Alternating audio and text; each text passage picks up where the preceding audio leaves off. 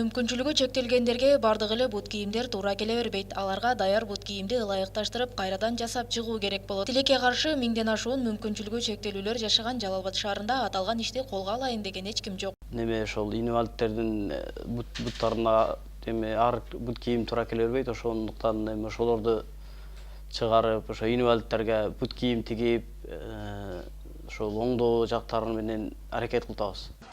Шавкатбек Жолдошев экинчи топтогу майып болгондугуна байланыштуу ортопедиялык бут кийим кийет. Мындай бут кийимдерди область аймагында эч ким жасабагандыгы көп түйшүк жаратууда. Бул көйгөйдү каарманыбыз өзү чечүүгө бел байлаган. Башка мүмкүнчүлүгү чектелгендерге да жардам бергиси келет. Эми секин старт көтөрүп, ошол обувь тикен машиналарды, анан жаңы обувьтарды тигип, өзүбүз чыгарып, өзүбүздөн өзүбүзгө иштегенди ниет кылып атабыз, иншалла, Алла насип кылса. Азырга чейин кийим тигүү машинасын өздөштүрүү менен алек болду. Ал ортодо өзү окуган Данакер бирикмесинде улуттук кийимдерди жана курак төшөктөрдү тигип бүтүргөн. Күнүгө эле ушул жердебиз, эртең менен саат 10дон саат 5ке чейин, 4-5ке чейин иштейбиз. Анан такай эле катышабыз. Ушул жерде эми бул бир нерсени максат кылгандан кийин ошол нерсе менен алек болуш керек. Анан ошого карап умтулуш керек. Анан биз сүннөт көйнөктөр тиктик, немелерге, дамналарга ошол биз бөлөк жактан келип калган экен, ошол биз менен байланышып туруп, анан ошо заказ беришкен эле ошо сүннөт көйнөктөр тиктик, анан көйнөктөрдү, анан ушул үстүбүздө турган көйнөктөрдү небелерди уже бычып, тигип, эч нерсени билбейт элек. Азыр Кудайга шүгүр көнүп калдык. Бир аз болсо деле аракет бар. Азыр тигүү машинасын өздөштүрүп бүттү. Эми Ош шаарына барып бут кийим тигүүнүн сырларын үйрөнүүсү керек. Эгерде Шавкатбектин тилеги ишке ашса, Жалал Абад шаарында алгачкы жолу мүмкүнчүлүгү чектелгендер үчүн бут кийимдер жасала баштайт. Ушул насип кылса, Ошко барып, бир аз окуп, анан бир аз илим алып, ошол обувь боюнча, бут кийим боюнча. Насип кылса, Аллах насип кылса, ушул өзүбүздүн Жалал Абад областында деле ушундай бир өзүбүз мындай ишкана, ошо обувь тууралуу ишкана ачсак деген оюбуз бар. Бул жайда Шавкатбектен сырткары билим алып окуй албаган ондогон мүмкүнчүлүгү чектелген жарандар бар. Алар жок дегенде өнөр үйрөнүү менен алып урушуп келет. Аларды окуткан Айжамал Тарыхчиеванын айтымында бир айда 10 жаранга өнөр үйрөтүүгө мүмкүнчүлүк жетет. Данакер коомдук бирикмеси 2010 Жалал Абад шаарында түзүлгөн.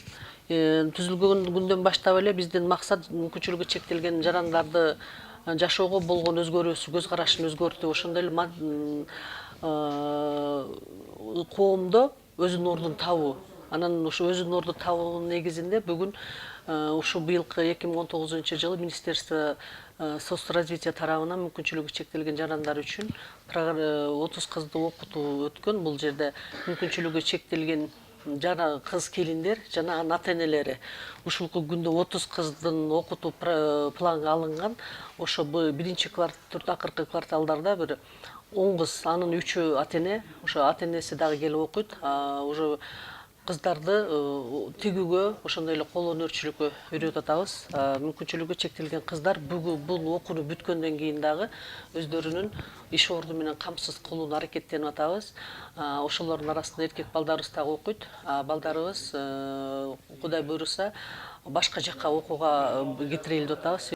Канчалык өнөрлүү болушканы менен жасаган буюмдарын базарга алып чыгып сатууда кыйналышат. Ошондуктан мекеме ишканаларды кыдырып, айлыкка карызга таштап келип өткөрүшөт. Эми биз базарлардан азырынча базарларга чыкпадык. Базарга чыгыш үчүн место керек, местабыз жок. Биз организациялар менен иштешип атабыз. Организацияларга беребиз. Алар зарплатасы болгондо обратно биз чогултуп алабыз. Ал эми түшкөн пайданы ушу 20 сомдон услугасын берсек, калганына жетпеген материалдарды алабыз.